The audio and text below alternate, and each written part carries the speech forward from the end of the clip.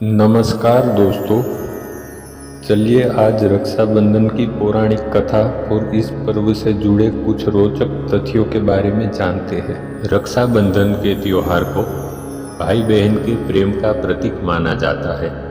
ऐसा माना जाता है कि इस दिन बहन अपने भाई को रक्षा का सूत्र बांधती है और भाई उसकी रक्षा का वचन लेता है।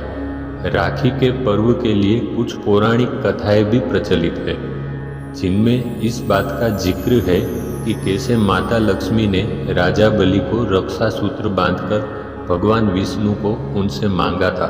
मान्यता है कि तभी से यह पर्व हमारे बीच प्रसिद्ध हो गया है। इस पर्व से जुड़े कई ऐसे रोचक तथ्य हैं जो इसे खास बनाते हैं और भाई बहन के बीच प्रेम का प्रतीक बनाते हैं। पौराणिक कथाओं के अनुसार प्राचीन काल में जब राजा बलि अश्वमेध यज्ञ करा रहे थे, उस समय भगवान विष्णु ने राजा बलि को छलने के लिए वामन अवतार लिया और राजा बलि से 3 पग धरती दान में मांगी थी।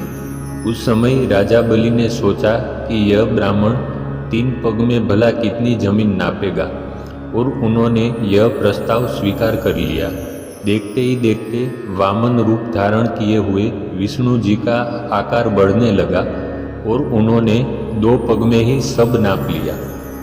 उस समय तीसरे पग में राजा बलि ने स्वयं को ही सौंप दिया और विष्णु जी ने राजा बलि को पाताल लोक दे दिया।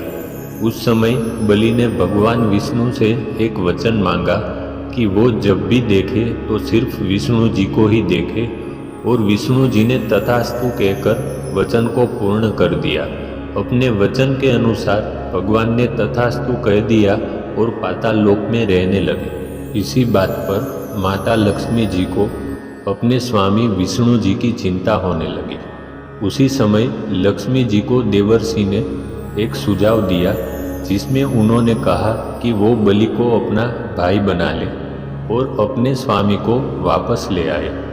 उसके बाद माता लक्ष्मी स्त्री का भेष धारण करके रोती हुई पाताल लोक पहुंची। इस पर राजा बलि ने उनके रोने का कारण पूछा।